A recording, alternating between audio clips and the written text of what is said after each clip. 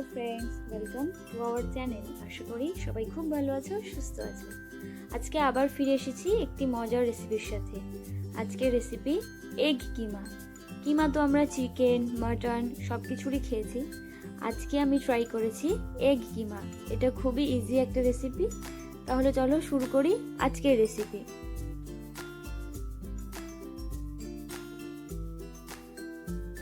Egg কিমার main ingredients egg. আমি এখানে 5টা ডিম নিয়ে নিয়েছি। এবার ডিমগুলো সিদ্ধ করে নেব। সিদ্ধ করার জন্য আমি ওভেনে প্রেসার কুকার বসিয়ে দিয়েছি। প্রেসার কুকারে আমি ডিমগুলো সিদ্ধ করে নেব। হাঁড়িতে আমি এগুলো সিদ্ধ করতে পারতাম, তবে প্রেসার কুকারে একটা হুইসেল দিলেই ডিম সিদ্ধ হয়ে যায়, সেজন্য আমি প্রেসার কুকারেই ডিম সিদ্ধ করি। তোমরাও প্রেসার কুকারে সিদ্ধ করতে পারো, অনেক কম সময়ের মধ্যেই ডিম সিদ্ধটা কমপ্লিট হয়ে যায়।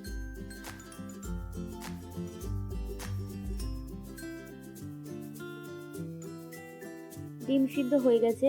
জলটা ঠান্ডা হলে আমি ডিমগুলোর খোসা ছাড়িয়ে নেব। অন্যদিকে আমি নিয়ে নেব 2টো টমেটো, 2টো পেঁয়াজ এবং 4টে কাঁচা লঙ্কা। এগুলো আমি ভালোভাবে চপ করে নিয়েছি।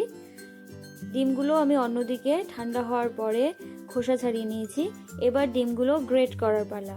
এরকম একটা গ্রেটারের সাহায্যে আমি ডিমগুলো ভালোভাবে গ্রেট করে নেব। প্রথমে আমি একটা ডিম গ্রেট করা দেখিয়ে দিচ্ছি, তারপর আমি একে একে সমস্ত ডিম একইভাবে গ্রেট করে নেব। এই সময় হাত খুব সাবধানে রেখেই গ্রেট করতে হবে, নইলে আঙুল কেটে যেতে পারে।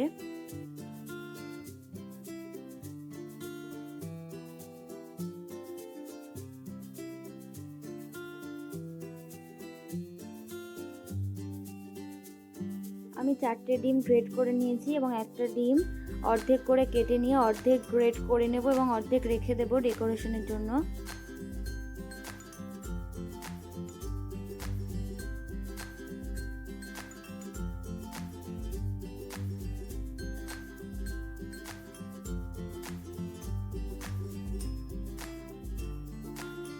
এগ কিমার মশলাটা বানানোর জন্য আমি ফ্রাইং প্যানে প্রথমে দিয়ে দিলাম সাদা তেল।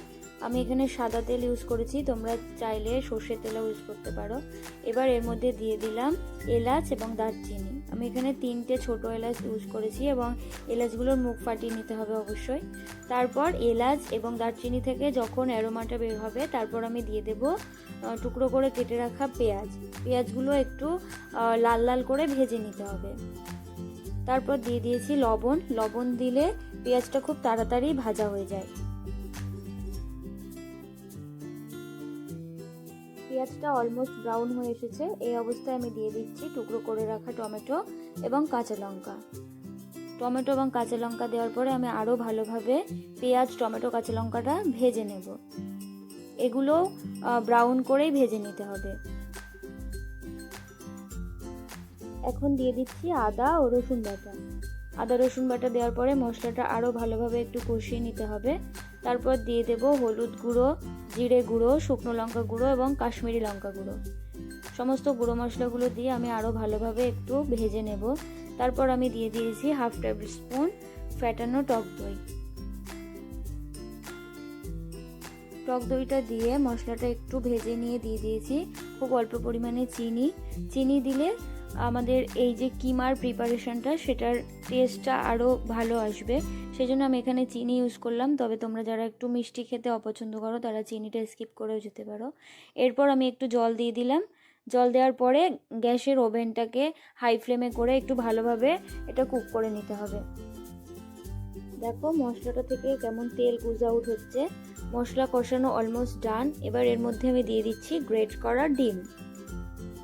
ডিমগুলো দিয়ে দেওয়ার পরে আমি হালকা হাতে মশলার সঙ্গে ডিমগুলো ভালোভাবে নেড়ে চেড়ে ভেজে নেব। এই অবস্থায় গ্যাসের ফ্লেমটাকে অবশ্যই মিডিয়াম টু লো আঁচে করে রাখতে হবে, না হলে মশলার সঙ্গে ডিমগুলো পুড়ে যেতে পারে। আমার রান্না অলমোস্ট ডান। আরও একটু লাল লাল করে আমি ভেজে নেব এবং শেষে ওপর থেকে ছড়িয়ে দেব গরম মশলা। গরম মশলার ফ্লেভারটা আমি খুবই পছন্দ করি, সেই জন্য আমি গরম মশলা অ্যাড করলাম। তোমরা চাইলে এটা স্কিপও করতে পারো।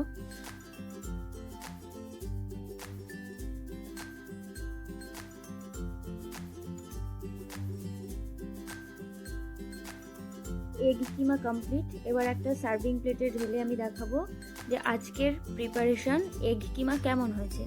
আশা করি তোমাদের খুবই ভালো লাগবে। তোমরা একইভাবে বাড়িতে বানিয়ে টেস্ট করে আমাকে অবশ্যই কমেন্ট বক্সে জানিও।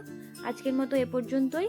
ফিরে আসবো অন্য আর একদিন অন্য আরও একটি নতুন ভিডিওর সাথে। ততক্ষণ পর্যন্ত স্টে হ্যাপি, টাটা।